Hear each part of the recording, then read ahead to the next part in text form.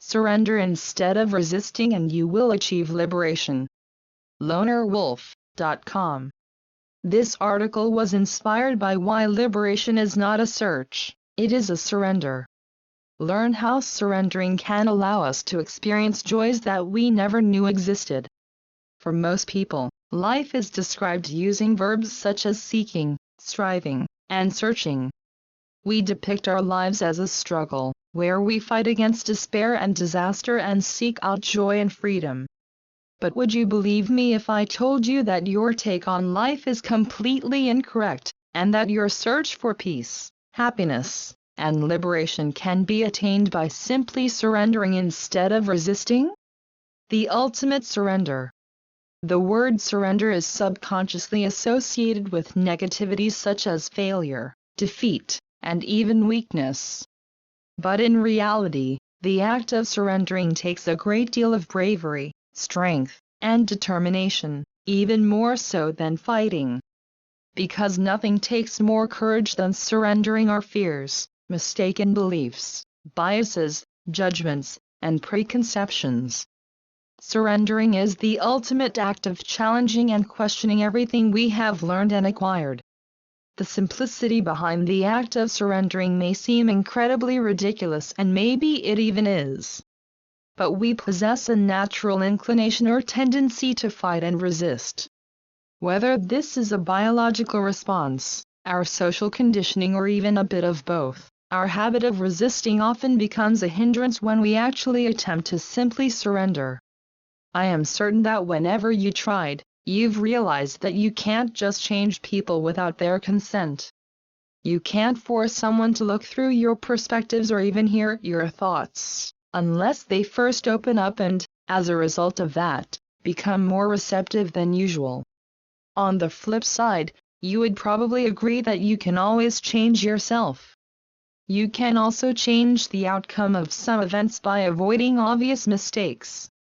So humor me for a minute and think of anything in your life that you can genuinely change by simply surrendering. Can you differentiate between the things that lie within your power and those that are completely out of your hands? External factors, people and events are significantly more difficult to oversee and contain. However, feelings, judgments, perceptions and decisions, which are all internal, are more in the realm of change. Pursuit of happiness and the biggest resistance in our lives. We have been taught that the premise of life is to search for joy. This is one of the primary drivers of our actions. We travel the world, get degrees, earn money, get married, and start businesses, all in the hope of an elusive dream of happiness. We do all of this in the hope of acquiring joy instead of simply surrendering, instead of accepting our reality and finding joy in the present moment, for that present moment is more joyous than any dream we can chase. Hence, we deliberately perpetuate a cycle of misery. Happiness is a feeling. It is not something that can be pursued, but rather enjoyed. If we are still intent on chasing it, it simply moves forward, because essentially we can only chase things that we don't have. The chase creates anxiety and frustration as it was never designed to end. Happiness, on the other hand, is a feeling and it is omnipresent. It is when we relax that we start to experience this emotion. If you wish to change your life in order to perpetually experience joy, you must learn to surrender the notion that happiness is something that must be pursued. We all have an unconscious habit of fantasizing about the future and dwelling in possibilities and dreams, imagining what could have been rather than soaking up the tranquility, beauty, and joy that is ever present in the present moment. If you want to implement the idea of surrendering, then try to focus on the now, the present, and live in it, bask in its glory and tranquility, for when you will experience it, you will realize its perpetual nature. Trying to live in the moment doesn't mean doing stupid things and justify them. It means notice every little detail and nuance that is present in your present. Yes, I agree your life might not be perfect without you telling me, but then again, whose life is perfect? certainly not mine. Despite our lives being imperfect and far from our perceived perfection, we can recondition ourselves to get the most out of life in its imperfect state. The beautiful thing about beauty is that it can be found in the darkest of places. So, how are we supposed to undo the years of conditioning? Well, in such cases, there is never an absolute way, which everyone is supposed to follow. As far as I am concerned, I allow my body to become more receptive in its senses, all 5 of them.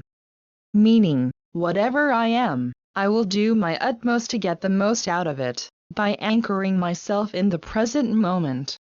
You can also achieve this by tuning your senses and enhancing everything you are experiencing.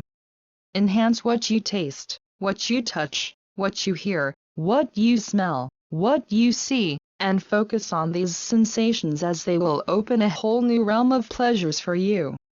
Make sure you do it wholeheartedly and turn it into a habit. Try this method and surrender yourself to the pleasures that await you in the present.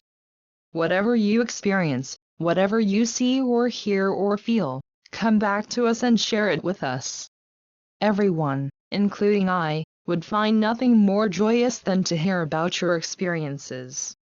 This article was inspired by Why Liberation is Not a Search, It is a Surrender, which was written Alethea Luna. She is the co-founder, editor and author of popular spiritual website, lonerwolf.com.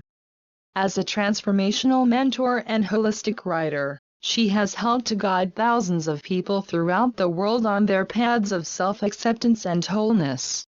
You can follow her work and private updates on Facebook,